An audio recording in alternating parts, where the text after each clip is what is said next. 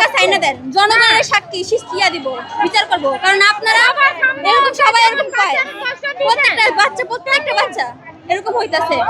আমাদের কোনো গ্যারান্টি আছে?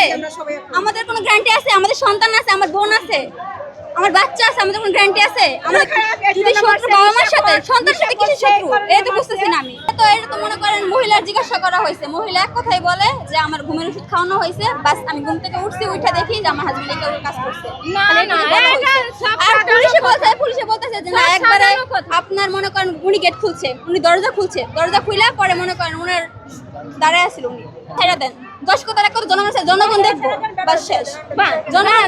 জনগণ দেখবো, কারণ এরকম কাজ যেন না করতে পারে, এরকম কাজ না করতে পারে, জনগণকে ছেড়ে দেন। এরকম কাজটা করলো কিভাবে করলো? এই 7 বছরের বাচ্চা কিভাবে করলো? বলেন আপনারা, বলার কোনো ভাষা নেই আমাদের, বুঝছেন? কোনো উন্নয়ন হতে পারে না।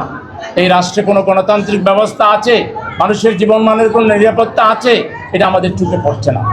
আমরা সেই জন্য অত্যন্ত উদ্বেগের সাথে এবং বেদনা বিদুর হৃদয় নিয়ে আজকে এখানে এসেছি। আমরা আমাদের এই পরিবারকে, আমাদের এই মা বাবাকে আশ্বস্ত করছি যে আপনাদের এই সন্তানের বিচারের দায়িত্ব আমরা নিলাম, আমি সেলিমউদ্দিন নিলাম। আমরা অত্যন্ত দৃঢ়তার সহিত এবং অত্যন্ত মজবুতির সহিত এই বিচার সম্পন্ন হচ্ছে কিনা আমরা প্রতিনিয়ত সেটা অবজার্ভ করব।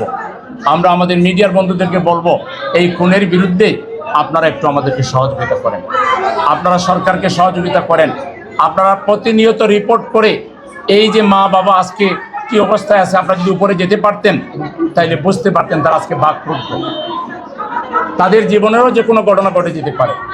আল্লাহ তাআলা তাদেরকে হেফাজত করুন, তাদের ন্যাক হায়াত দান করুন, তারা যেন তাদের সন্তানদের বিচার, সন্তানের হত্যার বিচার দেখে যেতে পারেন, সেটার জন্য আল্লাহ তাআলা তাদেরকে হায়াত দান করুন।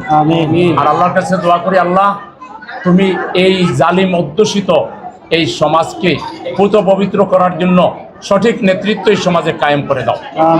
দুর্নীতি মুক্ত, স্বচ্ছ, ট্রান্সপারেন্ট, মানবতাবাদী নেতৃত্ব এই সমাজে তুমি কায়েম করে দাও এবং আমাদের জাতিকে তুমি জাগ্রত করে দাও, সচেতন করে দাও। আপনারা জানেন যে আজকের এই হত্যাকাণ্ডের প্রতিবাদে আজকে আমরা বায়তুল মোকরম দক্ষিণ গেটে বিকাল 5টায় বিক্ষোভ ডেকেছি। এই বিক্ষোভই শেষ নয়, আমরা অব্যাহতভাবে কর্মসূচির মধ্যে থাকব যতক্ষণ বিচারের মুখোমুখি তাকে করানো না হয়েছে এবং বিচার শেষ না হয়েছে। আমরা আমাদের সংগ্রাম অব্যাহত রাখব। আমি আবারও আমাদের রামি স্যার মা এবং বাবার কাছে দুঃখ প্রকাশ করছি। তাদের কষ্ট এটা আমাদের নগরবাসীর কষ্ট। আমরা আমাদের উত্তর থেকে আমাদের এই পরিবারের কাছে আমরা লজ্জিত, দুঃখিত, আমরা ক্ষমা চাচ্ছি, মহান মাবুদের কাছে সাহায্য চাচ্ছি। নগরবাসী আজকে যে বিপদের মধ্যে আছেন, এই বিপদ থেকে উদ্ধারে যেন আমরা সত্যিকার ভূমিকা রাখতে পারি, আল্লাহর কাছে সে তৌফিক কামনা করছি। আপনারা সাংবাদিক বন্ধুরা সহযোগিতা করার জন্য আপনাদের সবাইকে ধন্যবাদ জানিয়ে আমার কথা এখানে শেষ করছি। আসসালামু আলাইকুম।